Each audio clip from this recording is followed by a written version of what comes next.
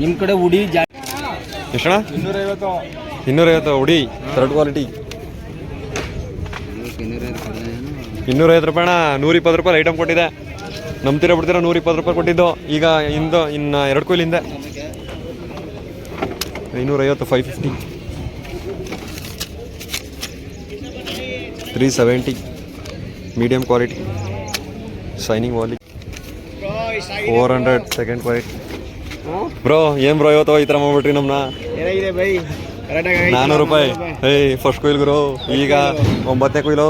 ಹಣ್ಣು ಎಲ್ಲ ಇನ್ನೂಸಿ ಬೆಳಗ್ಬೇಕಿದು ಇನ್ನು ಗಾರಲ್ವಾ, ಅದಕ್ಕೆ ರೈಟ್ ಕಮ್ಮಿ ಆಗುತ್ತೆ.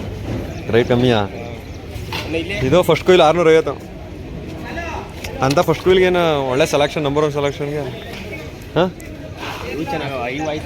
650 ರೂಪಾಯಿ. ನೆನ್ನೆ ಬಂದರೆ 800 ರೂಪಾಯಿ ಅವೇ. ಮಾಲ್ ಜಾಸ್ತಿನೇ ಐತಣ್ಣ ಇವತ್ತು ಅಲ್ವಾ?